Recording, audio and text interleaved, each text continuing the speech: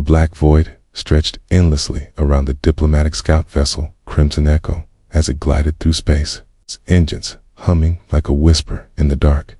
Commander Varel, a tall Oraxian with deep violet skin and sharp silver eyes, leaned over the central console, staring at the distant object on the screen. It floated, there silent, cold, and massive just beyond the edges of known Imperial space. The dreadnought had no registration, no signal, and no escort. Its shape was unlike any modern design, sleek, yet jagged, as if built for war by a civilization long lost. "It's a derelict," one of the junior officers muttered, adjusting the scans. "No power, no heat signatures, but it's not decaying. It's just ... waiting." Burrell scoffed, brushing his ornate sleeve aside. "Then we boarded. The Empress demands answers." Yet something in the air, even on the pressurized deck, felt cold. The crew whispered about ghost signals, sensor static, and strange dreams, in cryosleep since entering this sector. As the Crimson Echo drew near, the warship shifted just slightly. 1,000 meters of dead metal turned its hull ever so slowly to face them. No thrusters fired, no engines roared. It just moved. One ensign screamed. It looked at me, before being escorted to medbay, shaking and silent. They launched a probe. It vanished the moment it crossed the dreadnought shadow. Gone. Not even debris returned. Then the screen blinked static, fuzzed across every console, and a message burned itself onto every display, written in ancient Earth standard. "You're not the first." Silence followed. Not even the AI could scrub the message. "Oh, sent that," Virel demanded, voice rising. "No response, Commander," said the technician, face pale. It bypassed our entire system." It's curious and angry, Virel ordered the boarding shuttle prepped. "Let's end this superstition," he growled. The shuttle docked against the dreadnought's belly, magnetic clamps holding tight. The boarding team entered, weapons ready, lights slicing through the pitch black. The inside was massive, far larger than the outside suggested. Okay, the walls were marked by human writing, numbers, and war symbols long banned by the Empire. Okay, recognized none of them. Then they found it a steel door marked Un's Iron Will. The name meant nothing to them, but the air here felt thicker, like time itself had slowed. Suddenly, the walls pulsed with dim blue light, and a voice echoed in broken audio. ... Protocol. Engage ... Remaining systems ... Hold ... The team froze. A nearby screen lit up, showing security footage from hundreds of years ago. Humans real, through the corridors, in uniform, shouting about fallback positions and last stands. The image flickered, showing a final message. A man with a rugged face, wearing a patch labeled Colonel Marcus Hale, stared into the camera. "If you're hearing this, it means I failed to die," he said, grimly. "Or maybe you did. Either way, this ship remembers." Then the footage cut. Panic spread among the team. One soldier ran back to the shuttle, but never returned. The door closed on its own. Back on the Crimson Echo, systems began to fail. Lights flickered, gravity pulsed, and the engines powered down. The warship sent another message. Engines restored. Navigation acquired. Casis Nation. Central Oraxian Command. Varel tried to override the course, but failed. The dreadnought had taken control. The Crimson Echo was now being towed like a trophy behind a ship that shouldn't exist. Outside, something moved across the dreadnought's hull. At first, the crew thought it was a shadow. Then it stood up, humanoid, armored, glowing faint blue beneath the visor, and turned its head slowly toward the Crimson Echo. "Commander," whispered the communications officer, voice trembling, "that warship, ... it isn't human, ... right?" Varel didn't answer. He couldn't, because deep down, some part of him knew the truth. And that truth was older, darker, and far more dangerous than anything the Empire was ready to face. The Crimson Echo floated helplessly behind the massive black dreadnought as it pulled them through space with invisible force, its engines still, cold and dark, yet guiding them like a ghost pulling its prey into the deep. Commander Varel stood in silence, his usually proud posture now stiff and uneasy. Eyes locked on the viewport as the warship moved with purpose, its course unchangeable, its destination clear, Central Orcaxian Command. No one on the crew spoke loudly anymore. Voices were hushed, steps soft, as if the walls could hear. Power flickered across the ecosystems, and the AI refused to reboot fully, stammering in broken phrases. System breach, external override, identity unknown, ... The dreadnought, labeled In's Iron Will, had become more than a mystery. It was alive in ways they couldn't explain. Varel finally ordered a second team to board it, determined to uncover what was truly inside.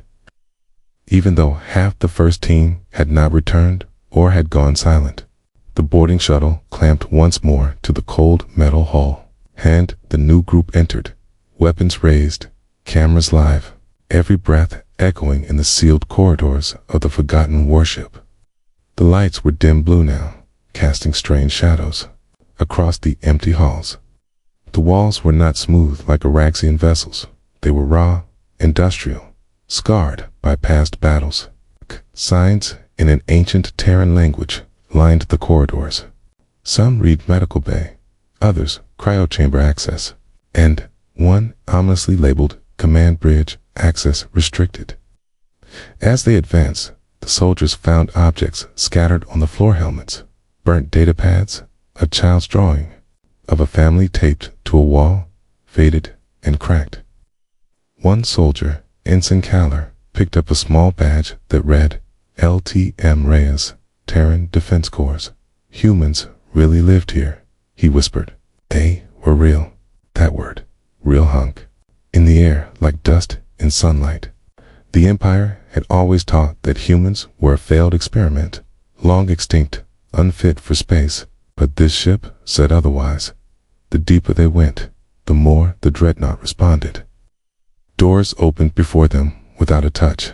Lights followed. Their steps and distant sounds echoed through the ship: footsteps, mechanical worry, sometimes even faint breathing. Then the AI came online again, but this time it spoke clearly through the ship's systems. You should not be here. The voice was male, calm, and human. You are not recognized. State your purpose. Varel, watching from the echo, leaned toward the comms and responded. We are representatives of the Orcaxian Empire. We demand to know your identity and your mission. A pause. Then, designation: UNSS Iron Will. Mission: survival.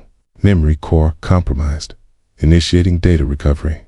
Lights exploded across the ship as the systems rebooted one by one, power pulsing through old veins. The boarding team stumbled back as screens along the walls lit up, showing fragments of war-human soldiers fighting alien fleets, last stands, burning cities, and above all, a single face: Colonel Marcus Hale. He was always there, commanding, shouting, bleeding, surviving. The AI continued. Captain Hale remains in stasis. Last Terran directive: defend Earth's legacy. Await revival. Then the cryochambers hissed somewhere below. Sir, a soldier gasped. Something just woke up. The team rushed down, weapons drawn, to a chamber full of frost-covered pods. Most were shattered, dead, but one stood intact, its glass panel glowing blue. Inside was a man older than any of them, frozen in time. His eyes snapped open, and the pod door released with a hiss.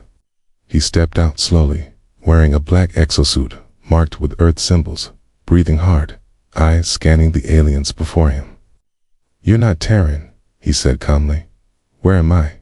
The team froze, unsure whether to respond or aim. "Identify," the man said again. Virel gave the order. "Stand down. Let me speak to him." A two-way channel opened. "I am Commander Virel of the Oraxian Empire. You are aboard a lost ship. We found you drifting." The man's face hardened. "Empire? What empire? This galaxy is under Orcian rule. Q and your kind humans are no longer known to exist." A silence followed.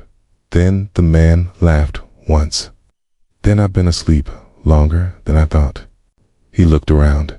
"And if you've forgotten us, then someone made sure of it." The AI Mason cut in again. "Warning. Unauthorized data suppression detected. Empire AI network linked.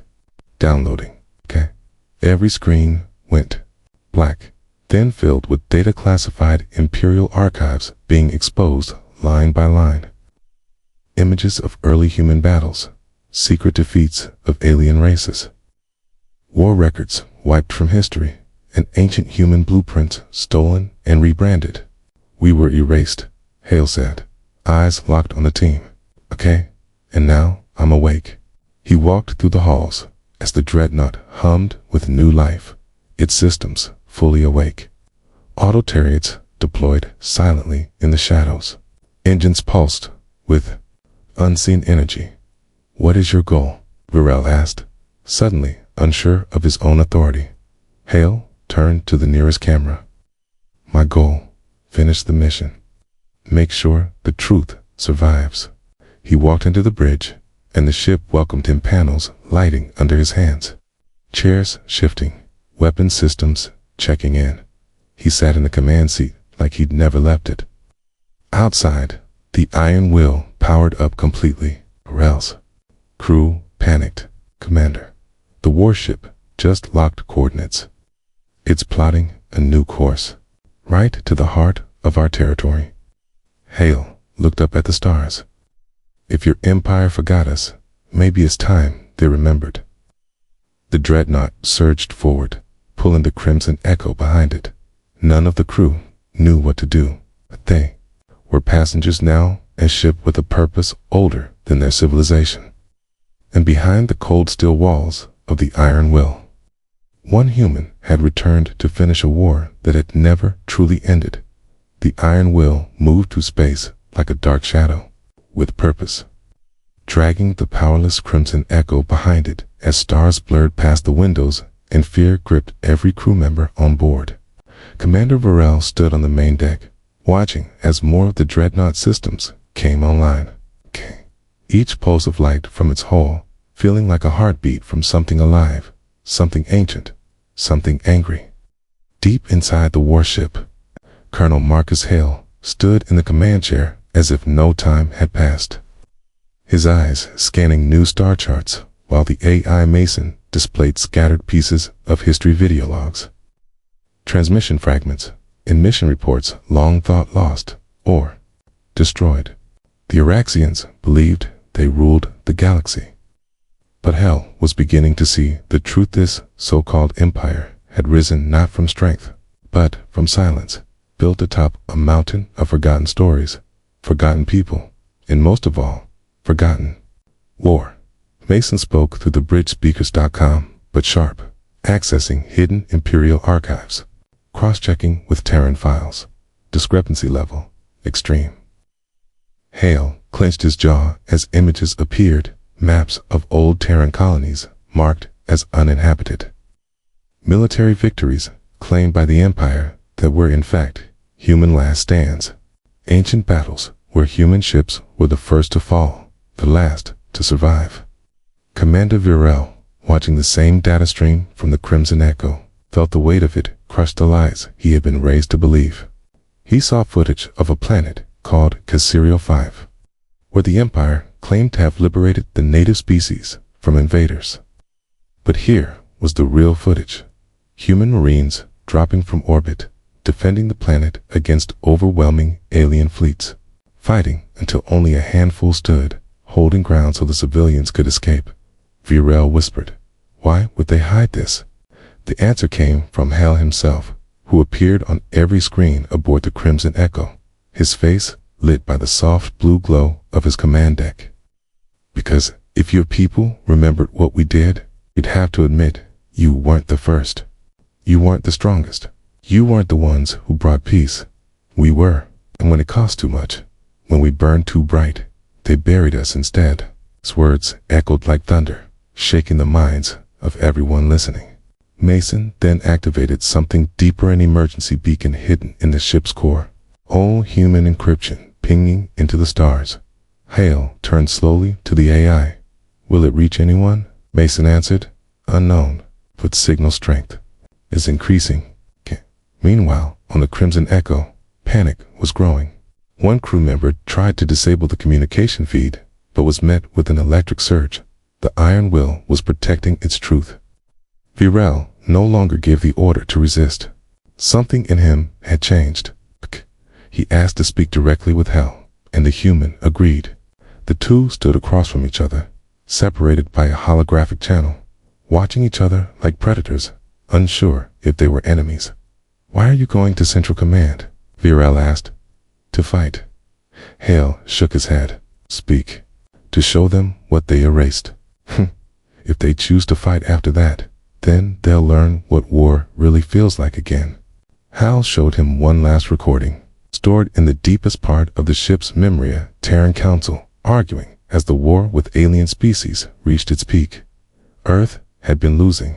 The colonies were burning. And so they launched the Iron Will. One last hope, one final weapon with one mission. Survive and remember. The Council's final message to Hal was short. If the stars forget us, remind them. Virel saw it, all the desperation, the sacrifice, the courage, and he knew in his heart that the Empire had stolen more than just territory. It had stolen memory. He looked back at his crew, who stood silent, shaken. Some cried, some stared at their feet. None dared deny what they'd seen. Pack on the Iron Will. Hale issued a new command. Taint. Broadcast this across all known systems. Let them see. Mason hesitated. Warning. This action will trigger Imperial counter-response. Hale's voice was steady. Good. Let them come. With a flicker, the iron will lit up brighter than ever before. Its ancient systems now alive with purpose. Across the galaxy, screens flickered from mining outposts to pleasure stations, from military bases to academic halls. People watched as images of humanity's forgotten war poured through the channels, men and women in broken armor. Ships held together with welding patches, children pulled from rubble, human hands reaching out to help alien civilians, and last words spoken into cameras before self-destructing to save entire worlds. The Empire had said humans were weak, selfish, extinct. But now, the stars saw something else. They saw bravery that didn't ask for reward. Pain endured without glory, and strength, not in power, but in purpose. Central Command reacted with panic, scrambling fleets and cutting off communications. But the truth had already spread like wildfire. And as the Iron Will soared forward, Hale looked out into the stars and whispered, "This isn't revenge. It's remembrance." Virel stood on the deck of the Crimson Echo, now no longer a prisoner, not quite an ally either, but something new, an observer to history rising from its grave. He watched the human warship ahead of him, silent and unbroken, waking the galaxy from a long, comfortable lie. The Empire had buried the past, but the past was now wide awake. The Iron Will approached the outer defense ring of Central Oraxian Command like a dark arrow slicing through space. Its engines humming with quiet power and its weapons silent but fully primed, while behind it the once-proud Crimson Echo followed. Like a loyal hound, its crew now caught in a strange silence, not out of fear, but out of awe, confusion, and doubt, because everything they had known about history had cracked open, revealing a truth far older and deeper than any of them could have imagined. Inside the dreadnought, Colonel Marcus Hale stood with arms folded on the bridge, watching defense grids light up around the Orcsian capital as fleets scrambled into position, their silver ships like shining teeth ready to bite. But the old warship didn't slow down. Instead, it broadcast the same message on every channel. I am Colonel Hale of the United Nations Solar Shield. I've returned from the forgotten. Your empire was built on silence. Now you will listen. The voice rolled across comms, and even in command bunkers deep below the capital's crust, generals froze, ministers stared, and the Empress herself narrowed her glowing eyes as the symbol of the long-buried human race lit up above the planet's orbit.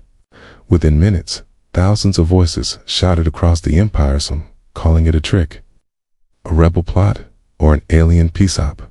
Others whispering that the legends were true, that before the Orcsians rose, there were others who bled to build the stars. On the Crimson Echo, Commander Virel faced his crew with slow, steady breath, sure how to explain that they had walked into a ghost ship and walked out with their past rewritten. We were told they died out, he said softly, staring at the screen where Hal now stood tall, his face aged but proud, unbroken by time. We were told wrong. The warship moved closer, not firing a shot, its shields glowing like a calm threat, and as dozens of Imperial warships surrounded it, targeting systems locked on. A voice from Central Command shouted across the void.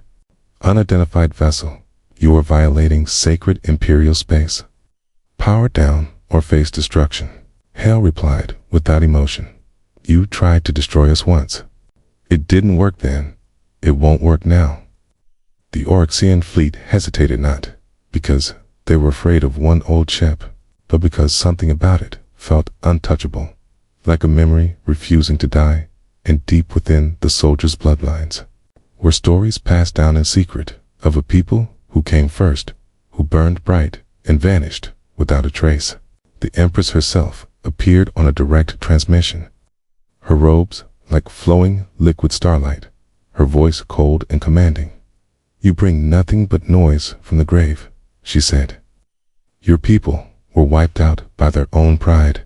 The Empire saved what remained. You are a shadow. Hale stared straight into the camera. Then why are you afraid to let them see me? The Empress did not answer. Instead, she gave the silent signal. 100 ships opened fire, but the blasts stopped mid-space, bending and vanishing into a glowing shield around the iron will, powered by a core technology unknown to the Orcsians. Something old and impossible, something born in the last desperate days of a dying Earth. Mason. The ship's AI spoke in Hale's ear. Calm as ever. Defense holding. No damage. Suggested broadcast continuation. Hale nodded. Let them keep watching. He opened a new stream, this time into the heart of Orcsian society. Through personal devices, training centers, even childhood learning pods. Sand showed everything. The raw footage of humans saving alien species during the expansion wars, dying by the thousands to hold the line against hostile fleets, while the early Orcsians watched from afar and claimed credit centuries later. The forgotten treaties signed in Earth's name, then erased from the records. And the last days of the human colonies, when help was called for, and none came. People across the empire saw the truth, and millions didn't know what to believe, because if humans had been heroes, if the empire had risen on their bones, then what did that make the empire? On the Crimson Echo, young soldiers began to remove their helmets, their eyes locked on the feed, unsure if they were still the good guys. Commander Virel stood alone in the center deck, his voice low. He's not here to conquer. He's here to be remembered. On the capital, protests sparked overnight, small at first, then growing, as citizens demanded to know why the truth had been hidden for generations. Military units were deployed to contain the unrest, but some officers refused orders. Us had seen too much. Some had family who still told stories about the first time the stars were reached, when ships bore names like hopes, flame, and endurance. Inside the iron will, Hale prepared for what would come next. "They'll come for me," he said. "Sooner or later, someone will want to make sure I disappear again." Mason replied, "Survival protocol active. Options remain. Escape. Fight. Broadcast." Hale shook his head. "We've already won. They saw us." And he was right. The truth, once seen, couldn't be unseen, even as a new fleet prepared to launch from the far side of the capital moon. Its weapons aimed to end the old human once and for all. Hale smiled slightly, remembering the words from Earth's last transmission to him before he left on that mission centuries ago. "You are the witness. If no one remembers, then remember enough for all of us." Just as the new warships locked their targets, the iron will vanished, not exploded. It's not destroyed, but vanished, its drive activating a jump that didn't match any known technology. Not hyperspace, not slipstream, but something older, something never shared. The Araxians scanned every corner of space, but there was no tracing, no wreckage, no signal, just silence. But the message had been delivered across the galaxy. Whispers turned to questions, and questions turned to movements.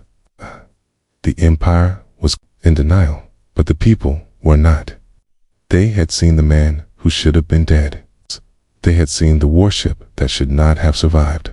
And somewhere, out there in the stars, they knew the iron was still flew watching, waiting, remembering. The Empire called it the human problem in secret meetings behind closed doors, speaking the words with sharp tongues and tightened fists, but never in public. Not yet. Because the idea that humans still existed, still mattered, was something the Empire had spent centuries denying. And now that the truth had surfaced like a beast from the deep, no one knew what to do next. In the core worlds, riots grew worse. Statues were torn down, and hidden symbols of old Terran alliances appeared like ghosts on walls. While in the military halls of power, high-ranking officers shouted over each other about how to stop the spread of human memory. Some wanted silence, cut all signals, ban all discussions, erase it again, but others knew it was too late, because Colonel Hale's face had burned itself into the minds of too many, and the iron will had become more than a ship. It was now a symbol, a story passed like wildfire, especially among the young. In dark corners of space, secret listening posts reported strange signals, short bursts of human speech, encoded in ways long thought lost, while some outposts claimed to see a shadow in the void, a shape too large and fast to track, moving with purpose but never leaving wreckage or trace, only silence. In response, the Empire sent its best hunters, the Null Fleet, ships without names, black and silent, designed for one thing: eradication. At their head was General Sorik Ven, an old strategist who had never believed in ghosts, but now watched the spread of unrest like a firestorm. And he made his orders clear: find the iron will, kill the legend, kill the man. Meanwhile, Hale and Mason watched from afar, the ship cloaked and silent beyond a red dwarf system, reviewing intercepted messages and signals from across the galaxy, noting how many were beginning to question the Empire's version of history. Hale knew the response was coming at Always Command. He prepared in silence, activating old protocols, calling dormant satellites, pinging backup caches hidden in forgotten moons and asteroid belts. "This is what they fear," he told Mason. "Not our weapons, not even the truth, but that people are finally listening." Mason responded with calm precision. Signal activity consistent with organized resistance in 6 sectors. Probability of human-aligned uprising rising by 14.7%. Hale allowed himself a small, grim smile. "Then they'll call us a disease." And they did. The Empire broadcast new messages calling the humans liars, invaders, relics of a failed past, but the words fell flat because too many had seen the old recordings. Too many had felt something deep inside stir when they heard the human voices speaking in tired, brave tones. On planets like Sirith and Kona, statues of Oraxian war heroes were replaced overnight with crude carvings of human soldiers. On mining moons, old Earth flags were painted on walls where no cameras could see. And on the border worlds, some captains turned their ships away when given orders to hunt the human warship.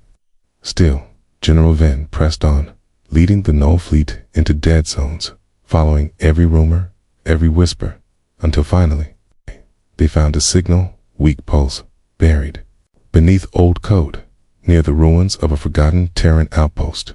Venn ordered all ships in. "This ends now," he said. The fleet jumped in, but the system was empty, or so it seemed. Just dust, rock, and a single derelict station. As the Null ships spread out, scanning, the trap was sprung. From behind, the system's dead star, the iron will rose like a shadow, firing no weapons, but lighting every sensor, every comlink, broadcasting one simple phrase: "We are still here." Panic broke out among the Null fleet. One ship turned too fast and slammed into debris.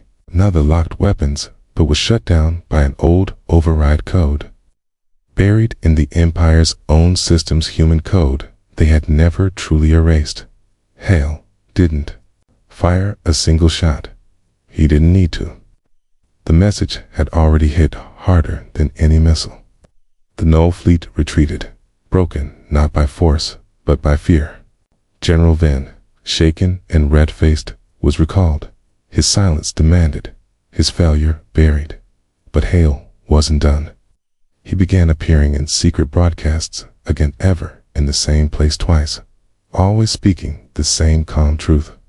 "We don't want war. We want memory. We want you to remember who we were, who we are, not myths, not monsters, humans." The phrase became a rallying cry. "We want memory." It echoed in street protests, scratched into cargo bays, even whispered in military barracks. The Empire responded with harsher measures: arrests, blackouts, executions, but it only made things worse. The people saw Hale as a survivor, not a threat. And across the stars, a question spread. If one warship could shake the Empire, what if there were more? Hale had no allies, no fleet, but the idea of him was enough. And somewhere in the dark, perhaps, a signal was heard by something else, something human, something hidden. Mason noted a faint response, ping, in the outer sectors. Hale stared at the data. Could there be others? He asked. Mason replied, "Possible. Signal match at 62% similarity. Awaiting confirmation." Hale said nothing, but in his heart, a new hope stirred, not for revenge, not even for victory, but for something simpler: connection. The Empire had a problem, a human problem, and it was no longer one they could erase. In the cold darkness between stars, the warship Iron Will floated like a shadow, with purpose, hidden beneath the drifting clouds of a dying nebula, its hull worn but strong, its systems alive with ancient power, while deep inside, Colonel Marcus Hale stood alone in the command deck, staring at the message pulsing on the main screen. 3 simple words sent from the far side of the galaxy: "We see you." The signal had come from a place that should have been empty, a sector marked as dead space by Imperial charts, but the signal was human, unmistakably so. Using old Earth code and encryption that hadn't been seen since before the Great Silence, Hale's heart pounded, not with fear, but with something he hadn't felt in a long time: hope. Mason, the ship's AI, confirmed the message again. 93% chance origin is human. Source moving. Response recommended. "Oh, hey," nodded, his voice low. "Send acknowledgement and track it." "Okay." As Mason did so, Hale moved to the observation deck, where stars blinked like old memories, and thought of earthly planet now erased from Empire maps, its name forbidden in textbooks, its story rewritten to serve Oraxian pride. But now, the truth had returned like a storm, not just through his voice, but through people rising up all across the stars, miners painting Earth flags on old cargo doors, students asking questions in classrooms where history had always been one-sided, and even soldiers in the Empire's navy who hesitated before pulling the trigger. The Empire had tried to silence it all with fear, with lies, but the more they crushed it, stronger it grew, and Hale knew now that he was no longer alone. The message from the unknown source was only the beginning. He turned to Mason. What if others made it, hidden like us? Waiting, Mason replied. High probability. Empire's records incomplete. Human disappearance likely exaggerated. Cale smiled bitterly. They buried us while we were roots. As they followed the new signal, reports continued to stream in sightings of ships with strange, old tech on the fringe worlds. Rebel groups calling themselves the Forgotten Sons, and a fleet of unknown origin that had helped a colony escape an imperial blockade. Each whisper added weight to the truth. Humans were not gone. And soon, the Empire couldn't deny it anymore. In response, they declared martial law on several core planets, rounded up suspected sympathizers, and branded Hale a terrorist leader of a false species. But the words no longer held power. People had seen his face, heard his voice, and knew the Empire was lying. In desperation, the Empire released a final broadcast, showing what they claimed was Earth empty, broken, lifeless, but it backfired. A team of rebel scientists decrypted the feed and proved it was faked, using a terraformed moon as a stage. That lies shattered the last wall. Across dozens of systems, revolts began. Flags changed. Officers defected. And through it all, the Iron Will moved silently, heading toward the signal's origin, a derelict station orbiting a dead sun. As they approached, Hale stared at it, stunned. It was human, its old Earth architecture, forgotten by time, floating alone, but intact. And when they docked, the airlocks opened as if waiting. Inside, dust hung in the air like breath that had stopped too long ago, but lights still flickered, systems blinked. And a voice spoke over the speakers, static-filled but human. You made it. Took you long enough. Mason located the Sorza cryopod chamber. Inside, Hale found 5 pods, and one was active. He opened it, and a woman slowly awoke. Eyes fluttering, lips dry, but smiling. Colonel Hale, she whispered. They said, you died. Hale knelt beside her, stunned. Who are you? She smiled faintly. Captain Arya Lynn, the Gauntlet. We were part of the final fleet. We ran when Earth fell. Hale felt the weight of time collapse around them. She wasn't just a survivor. She was proof that others had fled the purge, that the end of Earth hadn't been the end of humanity. As Arya recovered, she told him everything, how her fleet had scattered, hiding in forgotten places, slowly dying out, but always waiting for a signal, for a voice strong enough to remind the stars who they were. Hale had been that voice. You brought us back, she said. Together, they reactivated the station, sending out a beacon far stronger than Hale's old ones. This time, not a whisper, but a roar. We are not forgotten. The message lit up across space, and hidden pockets of humanity responded, told colonies. Lost ships, even hidden bases buried beneath alien cities. One by one, they answered. Not many, but enough. A fleet began to form. Not large, not powerful, but united by memory and fire. The Empire saw it coming, and for the first time in centuries, they felt real fear, not of weapons, but of an idea too strong to kill. Hale stood before the growing fleet, Arya beside him, Mason behind him, and said, we don't fight for revenge. We fight to be remembered, for every name they erased, for every lie they told. And with that, the humans returned to the stars, not as ghosts, but as something new, something remembered. The Empire tried to stop them, but it was too late. The silence had broken.